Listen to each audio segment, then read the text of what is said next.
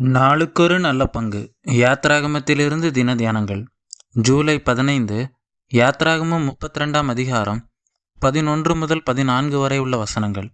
மெய்யான மத்தியஸ்தராகிய கிறிஸ்து.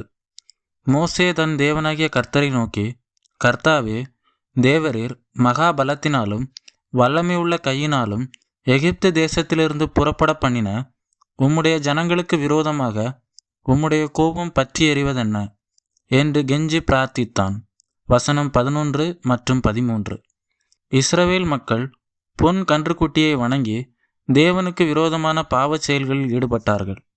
தேவன் கொடுத்த 10 கட்டளைகளில் முதல் கட்டளையை மீறினார்கள். தேவனுடைய கோபம் பற்றி எறிந்தது. இவர்களை அழித்து போடும்படி என்னை விட்டுவிடு, உன்னை பெரிய மக்கள் கூட்டமாக்குவேன் என்று மோசேயிடம் கூறினார்.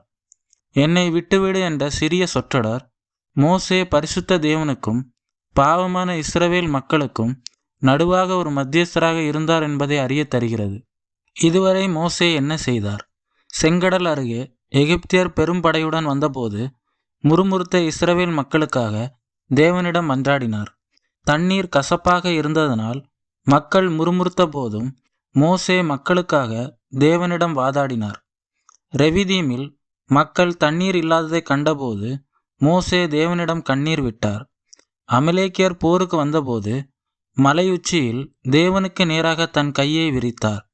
இப்பொழுது அவர் முற்றிலும் வேறுபட்ட அனுபவத்தை எதிர்கொள்கிறார்.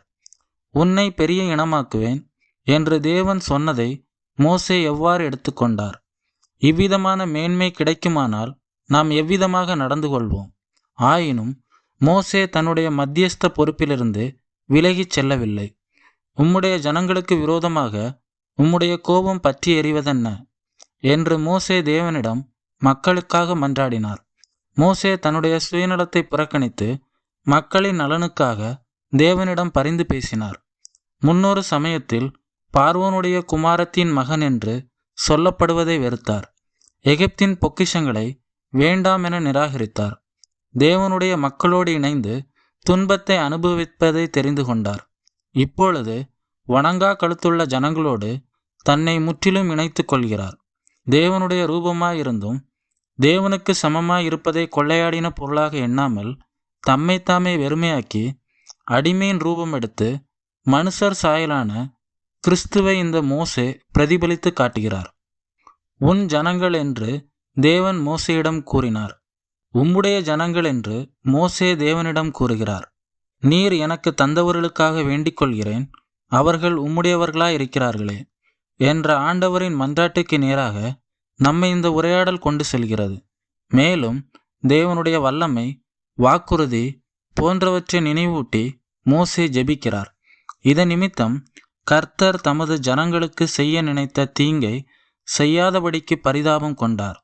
மோசேயின் ஜெபம் நமக்கு ஒரு சவால் நிறைந்ததாக இருக்கிறதல்லவா? தேவன் என்னை விட்டுவிடு என்றார்.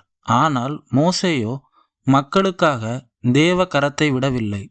இப்பொழுது தேவனால் மீறி ஒன்றும் செய்ய முடியவில்லை. மோசேயை காட்டிலும் பெரியவரான பிரதான ஆசாரியர் நமக்கு இருக்கிறார் என்பதை எண்ணி நாம் ஆண்டவரை துதிப்போம்.